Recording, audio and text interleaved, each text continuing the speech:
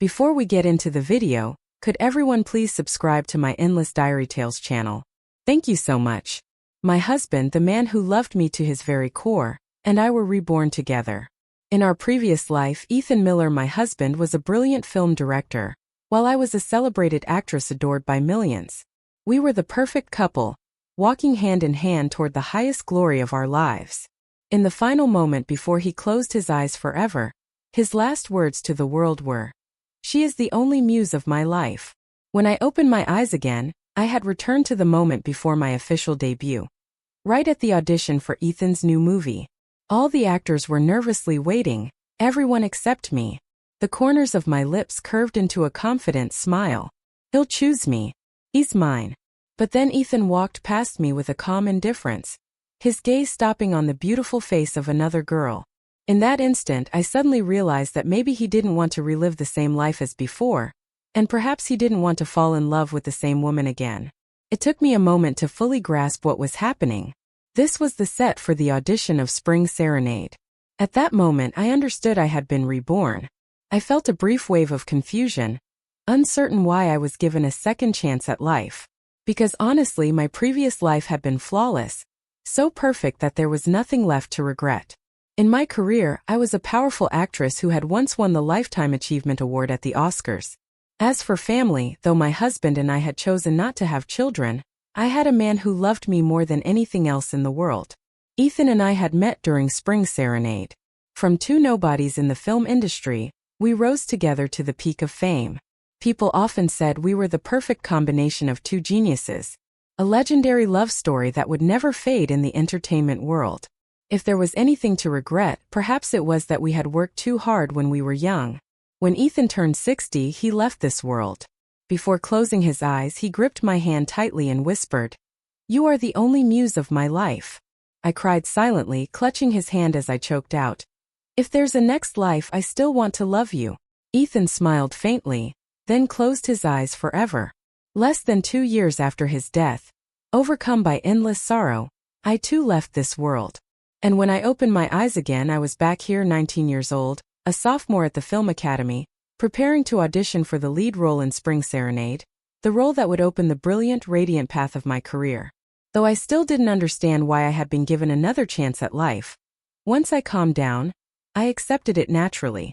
After all, if I could live such a happy life once more, why wouldn't I? He's here. Director Ethan is here. They're about to announce the audition results, someone shouted. The noisy set instantly fell silent. I looked up, my eyes following the young man walking toward us. He wore a simple black shirt, sleeves casually rolled up to his elbows, revealing firm forearms. Between his brows and eyes was a quiet seriousness, but deep inside, there was a gentle warmth that felt achingly familiar. My heart skipped a beat. It was Ethan Miller. Ethan in his youth. Around me, a few girls began whispering, "Director Ethan is so handsome. He could totally make a living off that face alone." But instead he insists on using his talent to survive in this industry. I couldn't help but laugh softly. In just a few years, this same man would become a scruffy, unkempt uncle who spent all day shut inside the editing room, unshaven with messy hair and weary eyes. But the man I loved had never been about appearances. If I remembered correctly, at this point in time, Ethan had just won an award for Best New Director.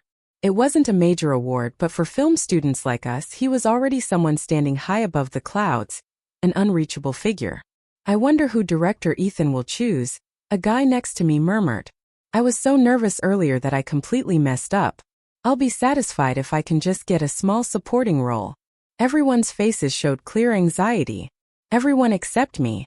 I still smiled, calm and confident.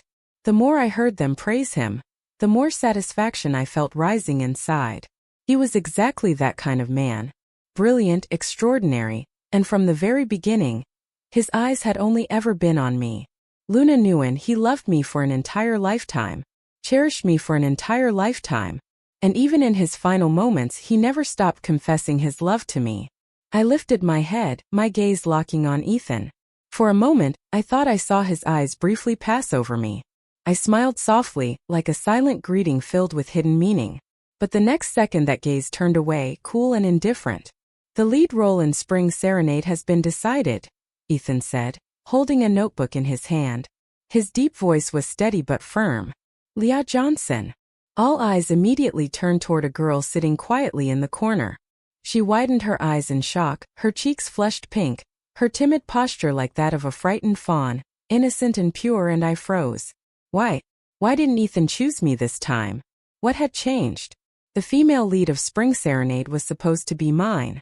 That role was not only the mark of my debut, but the symbol of my entire career. A wave of confusion and unease welled up in my chest. Could my rebirth have caused a butterfly effect, shifting the flow of time and altering destiny itself? In my previous life, Ethan once told me that from the first time he saw my audition, he was certain that no one else could play the female lead. "Luna, you were born to act," he had said. "Even though you were only 19 then and had never played a lead role before, I knew your path as an actress would shine brilliantly." He had confessed those words to me much later during one of our private late-night conversations. Words that made me both shy and deeply happy. But now, why had he chosen someone else?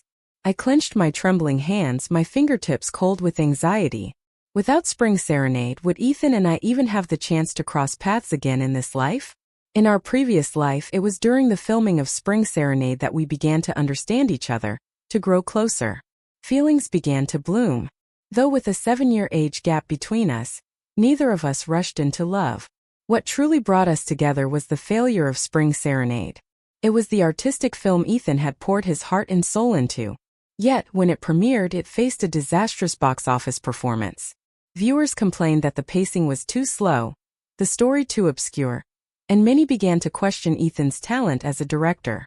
Some accused him of being pretentious, saying he didn't understand filmmaking at all. But ironically, the film that was so harshly criticized was what brought me closer to fame. Under Ethan's camera, I had never looked more beautiful.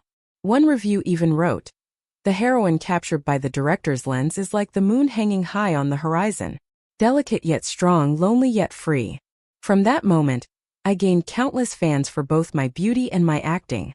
Meanwhile, Ethan was caught in a storm of harsh criticism. Some even claimed that his failure had wasted my face and my talent.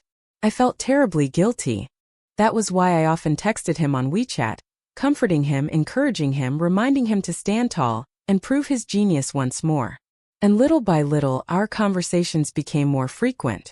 From talking about films, our conversations drifted to life. Then from real life to dreams about the future. Before long, we began meeting up, going for walks, exploring the city, laughing together. And then one night, beneath a sky full of dazzling stars, he gently took my hand. "Luna," Ethan said softly, "I don't want to wait anymore. If you feel the same way, then I rose on my toes and kissed him lightly. "Let's be together," I whispered. From that night on, we spent a lifetime loving each other completely. So why was it Leah Johnson this time? "She doesn't suit the character at all," someone muttered nearby.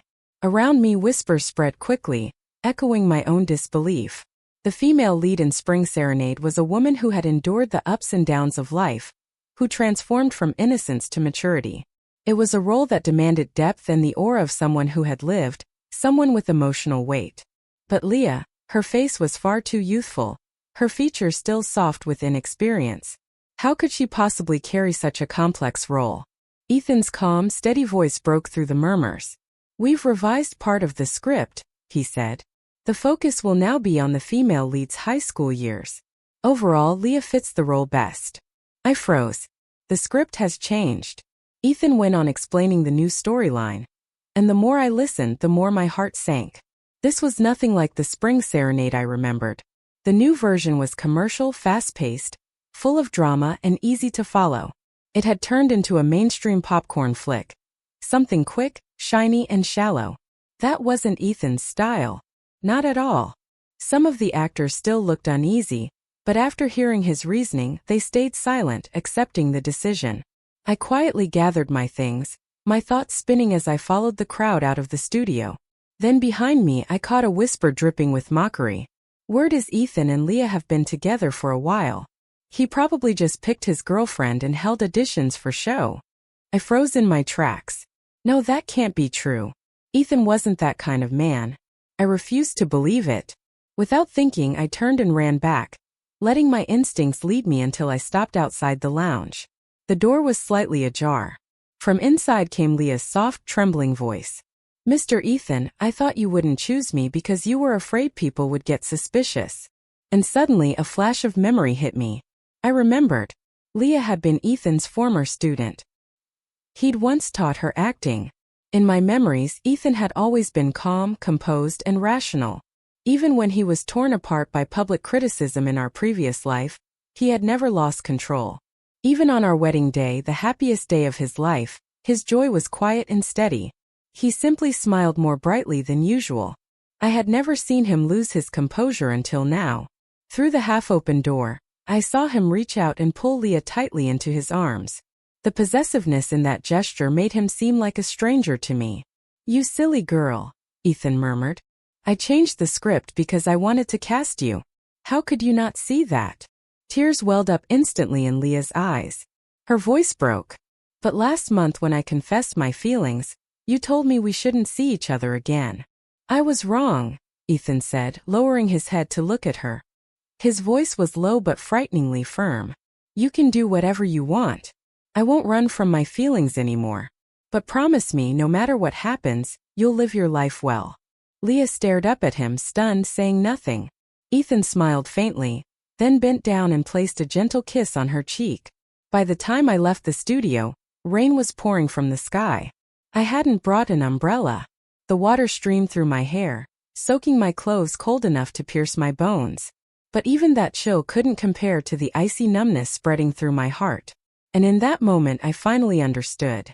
Ethan Miller had been reborn too. Maybe Ethan had been reborn even earlier than I was. That would explain how he managed to rewrite the script, turning Spring Serenade into a story tailor-made for Leah Johnson. For a moment I had the impulse to run to him and demand answers. Why had he done this? Why hadn't he come to find me? Didn't everything we shared in our previous life mean anything at all? But then it hit me. I had no right to ask him anything. To everyone else, Ethan Miller and Luan were just two strangers with no connection whatsoever. Yes, the love that once bound us so deeply now belonged to another lifetime. A story long ended. And in this one, perhaps Ethan simply wanted to choose a different path. A life without me. One afternoon at lunch, I caught sight of an article online about the new casting for Spring Serenade. Ethan's decision to pick his former student, Leah Johnson, as the female lead had sparked a wave of gossip across social media. People flocked to comment sections, making wild guesses about their real relationship. Some were even fangirling over the idea. So thrilling, a forbidden love between teacher and student. He's calm and mature. She's innocent and pure. Classic romance drama setup. I live for that forbidden chemistry. The more you try to stop it, the deeper they fall. Reading those comments felt like someone was tightening a fist around my heart. "Luna, are you okay? You look pale," said a voice from across the table. It was my friend Vivian Lee, watching me with concern. "I'm fine, just a little tired," I replied awkwardly, forcing a weak smile. Vivian's worry deepened. She had been my best friend in my previous life.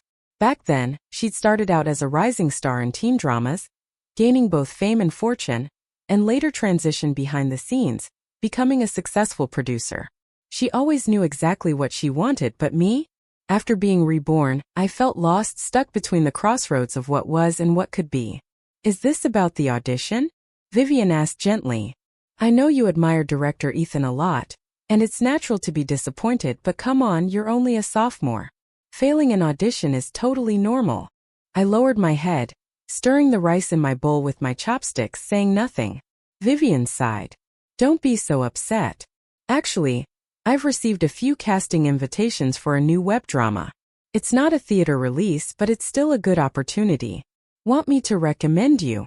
"Let me think about it," I said softly, though my heart felt tangled and heavy. The memories of my past life replayed in my mind like an old film running in slow motion, each forgotten detail returning in painful clarity. I remembered the first impression I had of Leah Johnson. It was shortly after Ethan and I had gone public with our relationship. Not long after a press conference, she had stopped us backstage. "She's only a year older than me," Leah had said, tears welling up. "Why can she? But I can't." Ethan had stood silent for a long time before replying. his tone quiet but firm. It's not about age. It's because I'm a teacher and you're a student. There had been a weariness in his voice that I'd never heard before. Leah's tears had spilled over instantly, and she had turned and run away, her thin figure trembling like a fallen leaf in autumn. Later, Leah continued to act in several films, but she never became famous. Rumor had it she got involved with a married businessman, and when the affair was exposed and public outrage crashed down on her, she had nowhere left to go. In the end, she took her own life. When news of her death broke out, Ethan locked himself in his office for hours without saying a word. At the time, I thought he was simply mourning the loss of an old student. But in the years that followed, I realized it went deeper.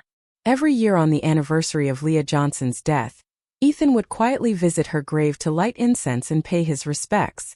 I used to go with Ethan every year for 2 or 3 years in a row. Then one year I got stuck at an international film festival and had no choice but to tell him I couldn't make it. At that moment, Ethan just said quietly, "You're so cold." I froze in disbelief. Ethan and Leah had never been close.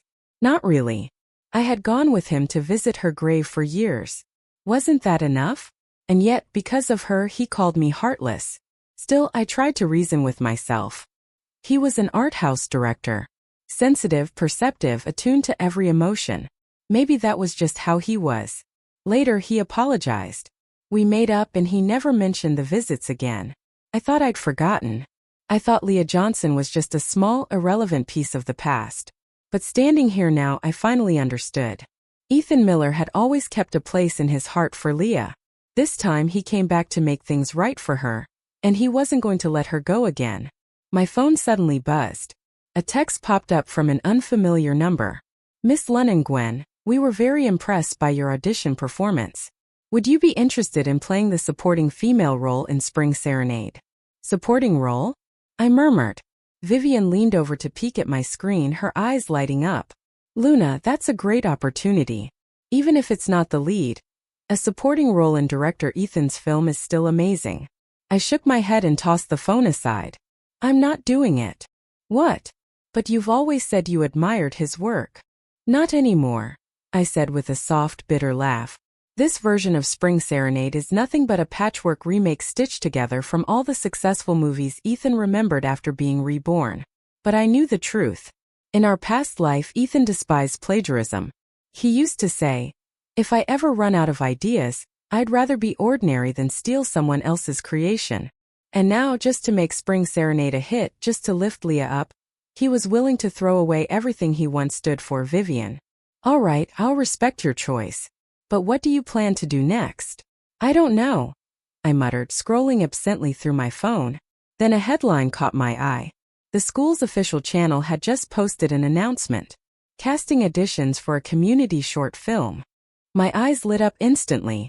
"Vivian, I want to try this one." The audition took place in a small lecture hall on campus. Only a few students showed up. Hardly surprising. After all, it was just a small community project with no famous director and no big platform for publicity. Most film students were busy networking in the industry, chasing connections and bigger roles. Who would bother with something so minor? When the instructor announced the start of the auditions, I stepped onto the small stage, took a deep breath and closed my eyes. Memories from my previous life flooded back like waves. Every joy and sorrow I had ever lived in front of a camera. Every love, loss and transformation of the characters I had once embodied. Those emotions had already become part of my blood. I opened my eyes and began to act. The room slowly fell silent. By the time my performance ended, several judges were still frozen in place, eyes wide with shock. My classmates sat speechless, unable to react. Just as I began to feel nervous, one of the judges broke into loud applause. "Incredible! That was outstanding. What class are you in? How can you act like this?" In an instant, the entire hall erupted into thunderous applause. I stood on the stage looking down at their astonished faces and suddenly realized something. Yes, I might have started this life over again, but my acting skills had not been reset at all. This was the ability of a true award-winning actress, one who had once won all 3 of the most prestigious film awards. I, Lunwin, would never allow myself to be buried in silence. The sound of applause echoed like a bell striking inside my heart, awakening something deep within me. So what if Spring Serenade wasn't mine anymore? So what if Ethan Miller was no longer by my side? I, Looning, would still walk forward on my own radiant starlit path. This time I wouldn't just reclaim the glory I had in my previous life. I would take on roles with more depth and meaning. Because acting wasn't only a profession. It was an artist's conscience, a sacred calling. Just like the line I loved most from The Curious Case of Benjamin Button. You've got to be proud of your life. You've got to have the courage to start over. I soon joined the short film project for the community that my school was producing. Around the same time, Spring Serenade officially began filming.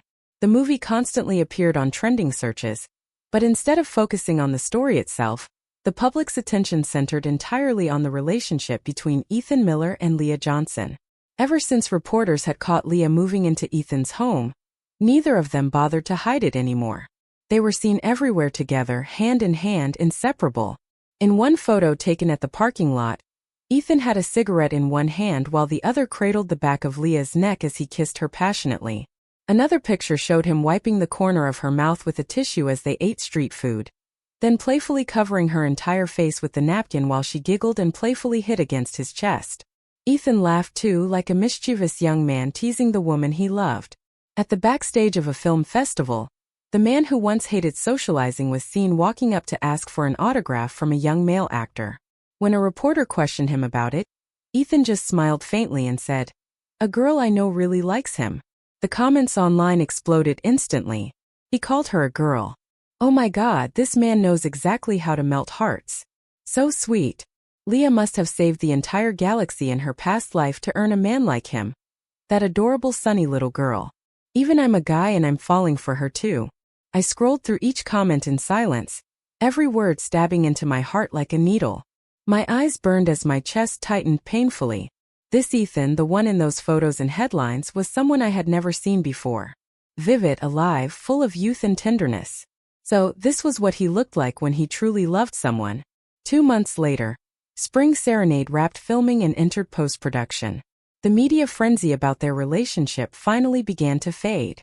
Around the same time, our school's short film Moonlight was quietly released. There was no Margaret getting cane, no sponsored headlines, just a simple post on the school's homepage and fan page. The monochrome poster showed a girl standing alone in front of a shadowed lecture hall, the faint glow of the moon falling across her small shoulders. Below was a single line dedicated to all the souls still struggling in the dark. Moonlight told the story of a poor disabled girl from a family that favored sons over daughters. Despite the hardship, she studied hard, got accepted into college, and finally walked out of the mountains toward a brighter world. On its first day, the view count didn't even reach 10,000. The comments and shares could be counted on one hand, but none of us in the crew were disappointed. We had poured our hearts and passion into the film. And for us, that was enough. Until that night, our group chat suddenly exploded. Oh my God, guys, our film made it to the hot search list. Luna, get online and check it out right now. Everyone's raving about your performance.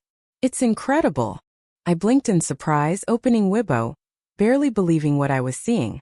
A famous film critic had shared Moonlight with a sharp caption. Unlike those commercial films that rely on love scandals for attention, this is what real cinema should be. And just like that, overnight, Moonlight spread like wildfire across the internet. Comments poured in, emotional, heartfelt, and full of admiration. I cried all night. This is what true film looks like. Every girl should watch this movie. Education is the most powerful way to change your life. People began to take notice of me, the lead actress in the film. She's only 19. That kind of acting is pure talent. Unbelievable. She has everything, beauty and skill. I'm officially a fan. That genuine love from the audience kept spreading. Scenes from the film were clipped and uploaded all over short video platforms, reaching over 1 million views within a week. Even the official account of the National Film Bureau reached out, inviting me for an interview. When the host asked me about my artistic ideals, I smiled and answered calmly.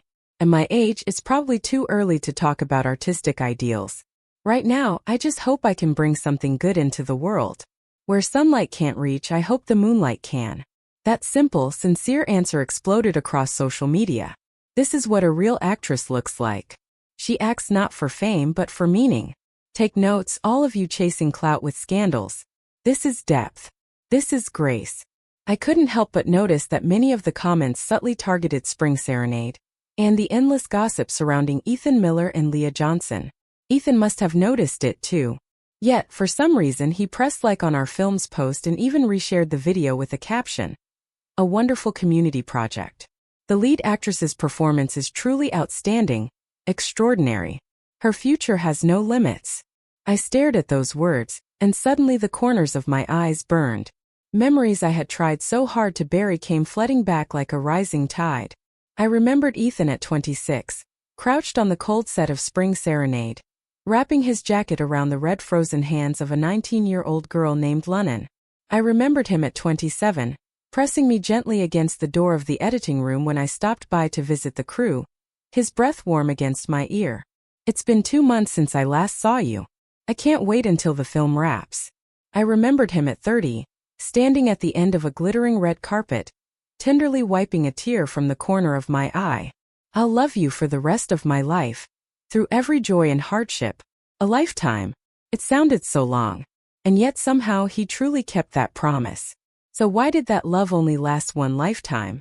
We had walked side by side through countless red carpets, through dazzling lights, through time itself. Our laughter, our tears, our passion for the world. All of it had once been so vivid. But to Ethan Miller now, it was nothing more than an old film watched, applauded, and put away. And what about me? Was everything we had now meaningless? The memories washed over me, then slowly ebbed away.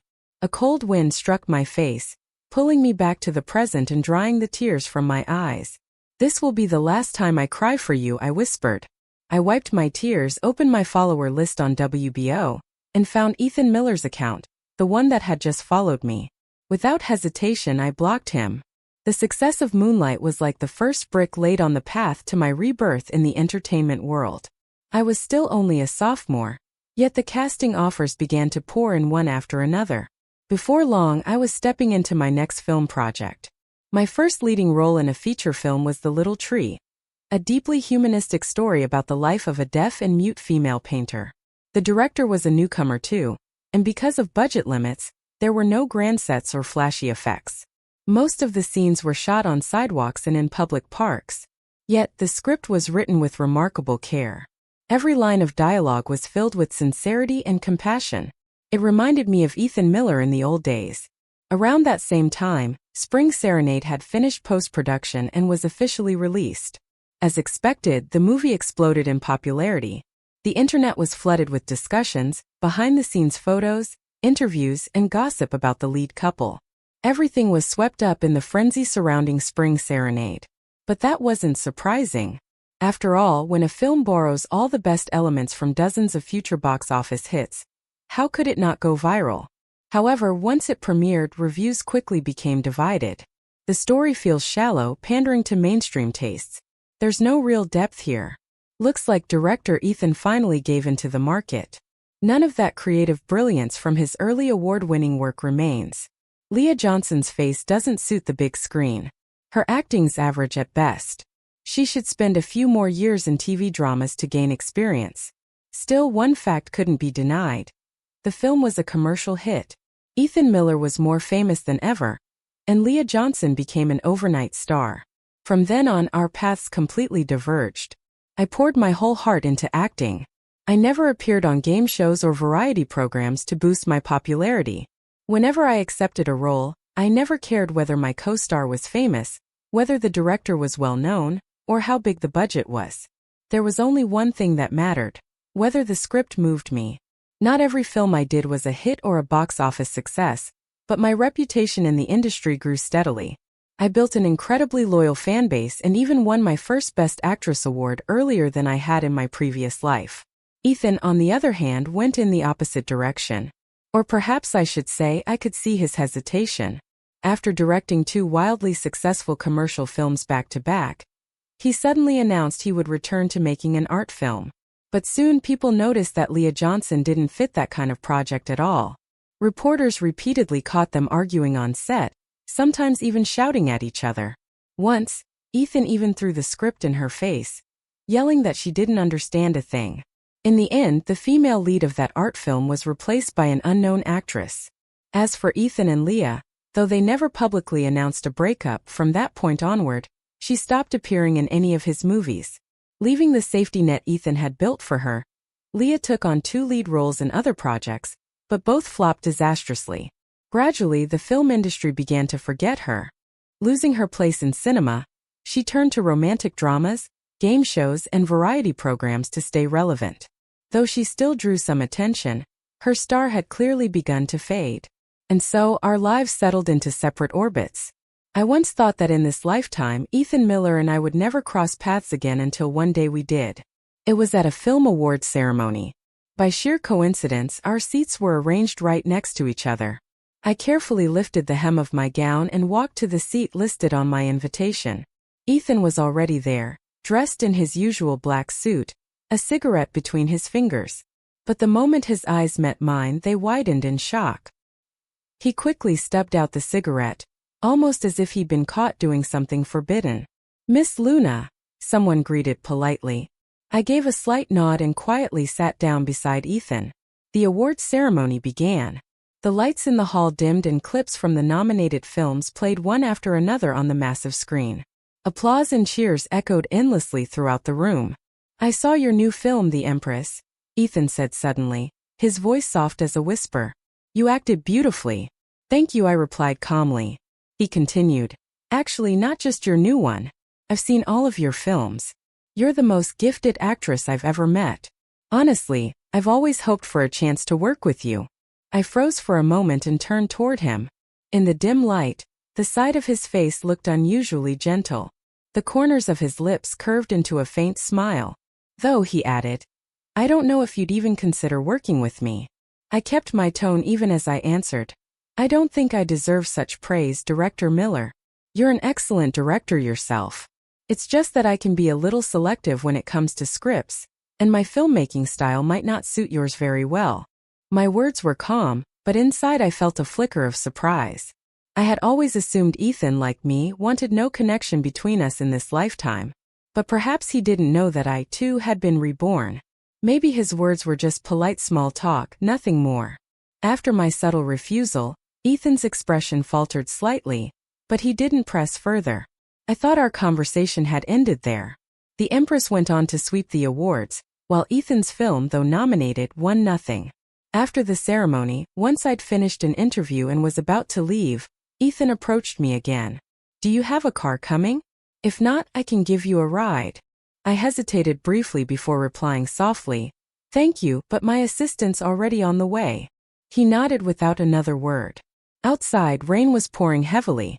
My car still hadn't arrived, but Ethan didn't step into his own to take shelter. Instead, he stood beside me quietly, waiting in silence. Through the sound of rain hitting the pavement, his voice suddenly broke the stillness. "Miss Luna," he said gently, "did you know? I once had a dream about a past life." I said nothing, my fingertips tightening slightly around the edge of my dress. "In that dream," he continued, "I chose you as the female lead for Spring Serenade. The film failed at the box office, but we understood each other perfectly, and little by little we fell in love." "I'm sorry, Director Miller," I interrupted with a faint smile, pointing toward the white car pulling up nearby. "My ride's here." Ethan paused, falling silent, his eyes following me quietly. I waved lightly, my tone polite but cold. "I don't believe in things like past and present lives. Living this one fully is enough. If you're dreaming like that often, maybe you should see a doctor. Could be work stress. And by the way, I'll be waiting for your wedding invitation. You and Leah have been together for years. Don't let her down." Ethan's lips parted slightly as if to speak, but no sound came out. I got into the car, and as the door shut behind me, I finally exhaled a long, shaky breath. My assistant glanced at me curiously. "What did Director Miller say to you? Did he invite you to act in his next film?" "Nothing important," I replied quietly. "Just small talk." The car moved forward, its tires slicing through sheets of rain. Outside, the blurred street lights shimmered through the mist like moonlight behind clouds. But inside, my chest tightened with unease. Why had Ethan said those words to me? That uneasy feeling turned out to be justified. When I got home that night, A new friend request appeared on my WeChat. It was Ethan Miller.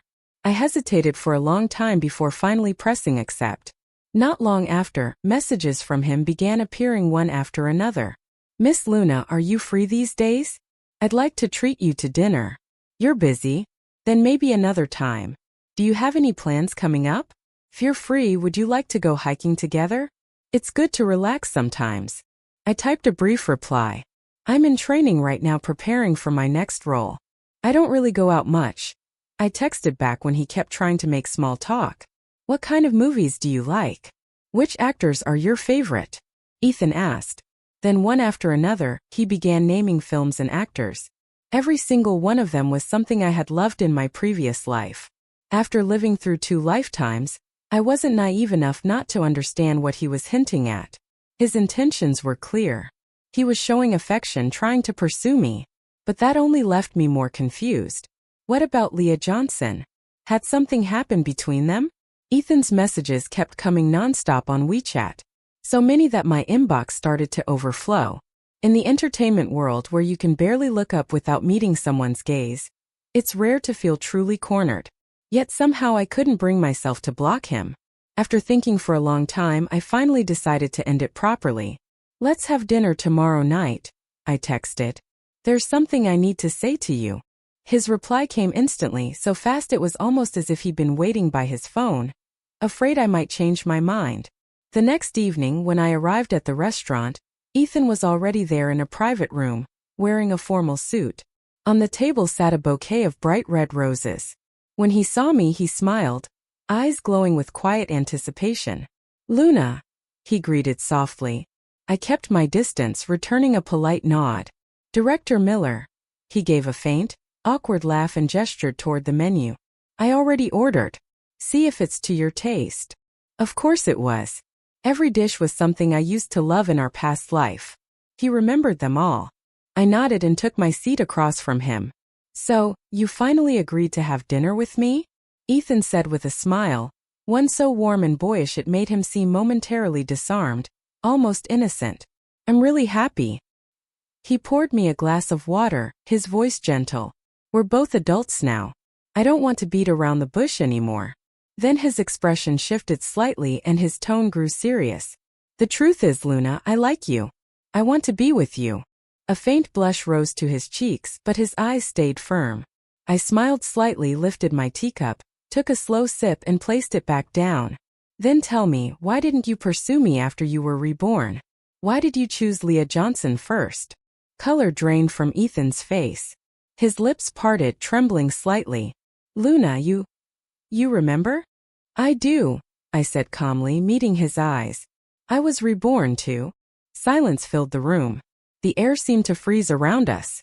We stared at each other for a long time before he finally spoke again, his voice trembling. Since when? Since the day of the Spring Serenade audition, I replied. I came back from that moment.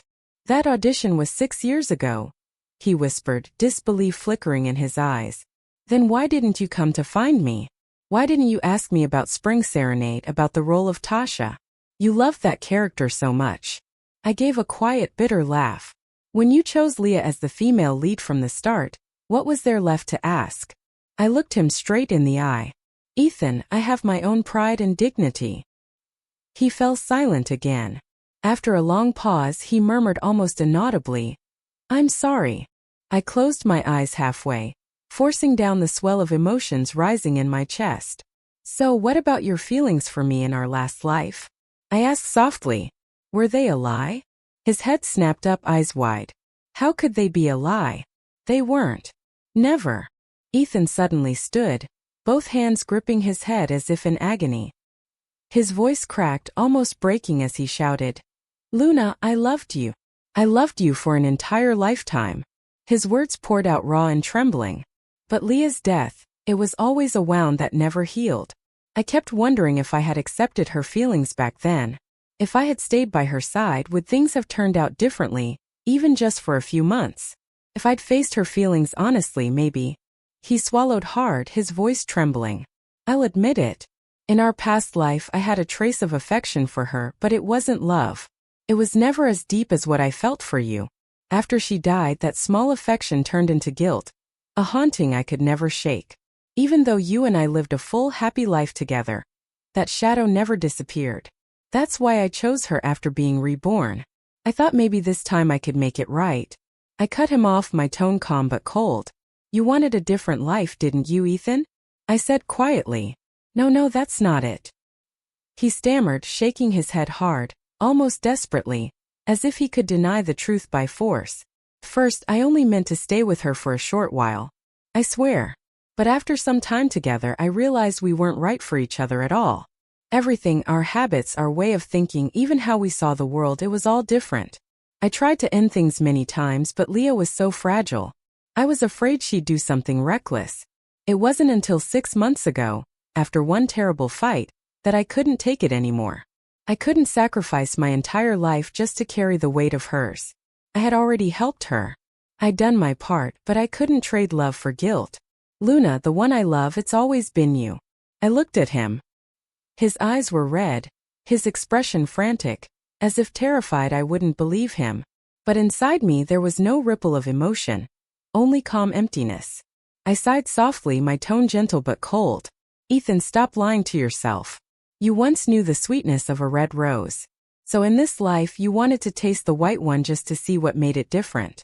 But when you realized the white rose wasn't what you imagined, you came running back to the red one. Tell me, why should I still be standing in the same place waiting for you to turn around? Ethan froze, his eyes filled with shock and pain.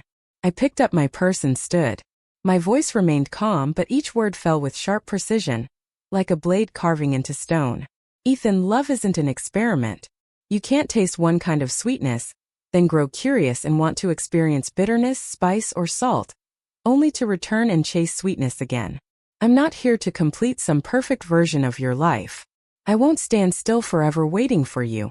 I have my own life, my own path. And you made your choice a long time ago. Goodbye. Goodbye meant no return. The Luna Gwyn and Ethan Miller of this lifetime no longer shared a single intersection and never would again. I turned and walked away. As the private room door opened, a cold gust of wind rushed in, scattering the rose petals across the table.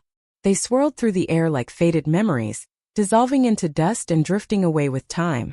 5 years later, at the 48th Golden Laurel Awards, the stage glowed under the dazzling lights as photographers jostled for position, desperate to capture the perfect photo of the nation's beloved Best Actress, Luna Gwyn. She stepped gracefully onto the stage, her hair elegantly pinned up, her gaze calm and steady like a still lake. Holding the small golden trophy in her hand, she smiled. I've always believed that acting isn't just about performing well on screen, I said into the microphone, my voice clear and steady. It's also about having the courage to live truthfully off it. Thunderous applause erupted through the hall. My name, Luna Gwyn, flooded social media once more. The phrase Luna Gwyn's speech at the Golden Laurels climbed straight to the top of the trending charts. As for Ethan Miller, the once brilliant director, his fame had flared like a matchstick, bright but fleeting, before burning out completely. No one talked about him anymore.